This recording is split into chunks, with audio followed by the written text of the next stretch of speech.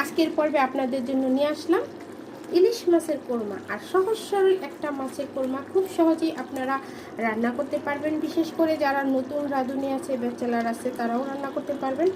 আর এভাবে এই কোরমাটা রান্না করে আপনারা পোলাওর সাথে খাবেন, দেখবেন কতটা টেস্টি হয়। পোলাওর সাথে যদি এই কোরমাটা হয় তাহলে আপনার আর চিকেন, গরুর মাংস কিছুই লাগবে না, সব কিছুকে ফেল করে দিবে এই ইলিশ মাছের কোরমাটা। আর এই কোরমাটা তো আমার ছেলে মেয়েরা খুব পছন্দ করে, বিশেষ করে আমার ছেলে খুব পছন্দ করে এই কোরমাটা, তাই ওর জন্য আমার রান্না করতে হয়, তাই আমি আপনাদের সাথেও শেয়ার করলাম। আশা করি আপনাদের কাছে আজকের রেসিপিটা ভালো লাগবে। ভালো লাগলে ভিডিওটা A to Z দেখার অনুরোধ রইল। আর আপনারা কমেন্ট করে জানাবেন আজকের রান্নাটা কেমন হয়েছে।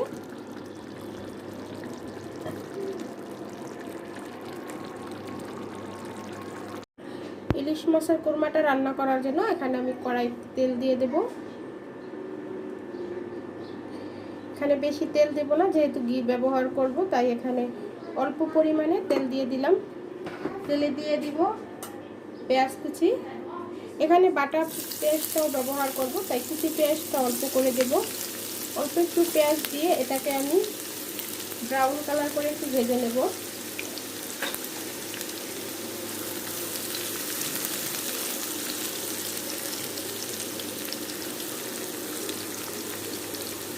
পেঁয়াজটা ব্রাউন কালার হয়ে গেছে। এখন এখানে দিয়ে দিব আমি লবণ দিয়ে দিলাম 1/4 চামচ। এখানে দিয়ে কালারের জন্য দিয়ে দিব সামান্য একটু মরিচের গুঁড়া। মরিচের গুঁড়াটা দেওয়া হয়ে গেলে এখন দিয়ে দিব আমি পেঁয়াজ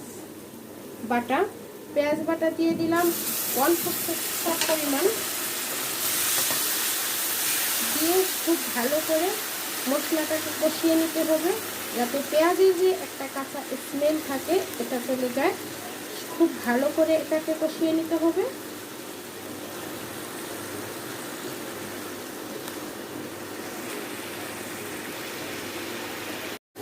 কষানো হয়ে গেলে এখন এখানে দিয়ে দিব আমি বাদাম বাটা। এখানে আমি 10টার মতো কাঠবাদাম বেটে নিয়েছি, একদম ছিলকা সহকারে পানিতে ভিজিয়ে খুব ভালো করে ভেজে নিয়েছি, দেখতে পাচ্ছেন। এখন সেটা দিয়ে দিলাম।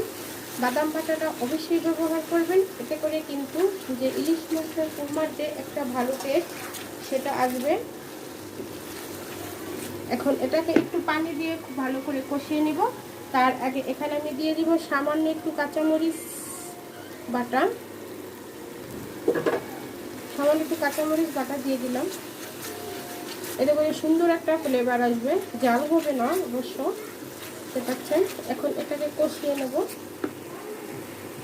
কষানোর জন্য এখানে আমি পানি ব্যবহার করব না, এখানে দিয়ে দিব লিকুইড দুধ দিয়ে আমি মশলাটা কষিয়ে নেব।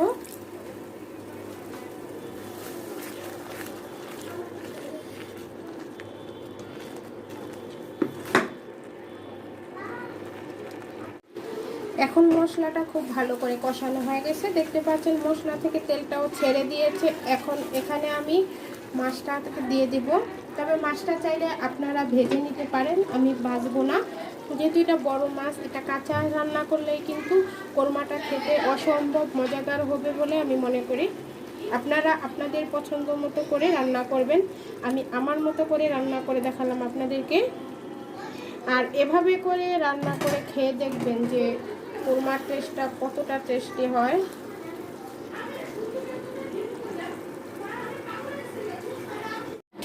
মাছটাকে আমি ঢাকা দিয়ে রেখেছিলাম, ঢাকা দেওয়ার পরে উল্টে পাল্টে দিয়ে মাছটাকে কষিয়ে নিয়েছি, দেখেই বুঝতে পারছেন খুব ভালো করে কষিয়ে নিয়েছি। এখন এখানে আমি দুধ অ্যাড করব। এখানে আমি 1.5 কাপের মতো দুধ নিয়েছি, দেখতে পাচ্ছেন। দুধটা দিয়েই কোরমাটা রান্না করব। যদি দুধ দিয়ে কোরমাটা রান্না করেন তাহলে কিন্তু অসম্ভব মজাদার হবে। ওই যে বললাম, আপনারা আপনাদের পছন্দ মতো রান্না করবেন, আমি আমার মতো করে রান্না করেছি। এখন এটাকে ঢাকা দিয়ে অপেক্ষা করব মাছটা হওয়া পর্যন্ত। তো এখানে আপনারা লবণটা একটু চেপে দেখে নেবেন যে আমি একটু লবণটা দিয়েছি আমার পরিমাণ মতো। এখন এখানে আমি একটু সামান্য টেস্টিং সল্ট দিব, আপনারা চাইলে এটা স্কিপ করতে পারেন, চাইলে আপনারা চিনিটাও আর দিতে পারেন, তবে আমি সামান্য একটু টেস্টিং সল্ট দিব আজকে।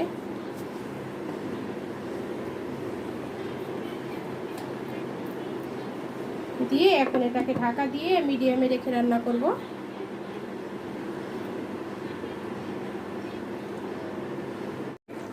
এ পর্যায়ে আমার ইলিশের কুরমাটা রান্না করা শেষ।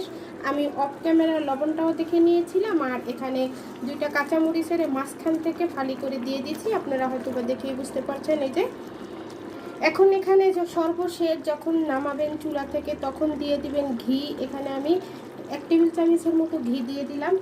এই যে ঘিয়ের পরে ব্যবহার করেছি, এই ঘিয়ের স্ট্রং ফ্লেভারটাই কিন্তু থাকবে, এতে করে কিন্তু টেস্টটা খুব ভালো আসবে। এই যে রান্না হয়ে গেল আমার কুরমাটা, দেখতেই পাচ্ছেন। এটা কিন্তু নামালে গ্রেভিটা আরও ঘন হয়ে যাবে, তাই এখন এটা নামিয়ে নেব। আর আপনারা কতটুকু গ্রেভি রাখতে চান সে পরিমাণে দুধটা অ্যাড করবেন। এই ইলিশের কুরমাটা আপনারা পোলাওর সাথে ভাতের সাথে খুব ভালো করে একদম জমিয়ে খেতে পারবেন। দেখলেন তো কত সহজে এই ইলিশের কুরমাটা রান্না করে নিলাম। আশা করি আজকের কুরমার রেসিপিটা আপনাদের কাছে ভালো লেগেছে। ভালো লাগলে লাইক কমেন্ট এবং বেশি বেশি করে শেয়ার করবেন।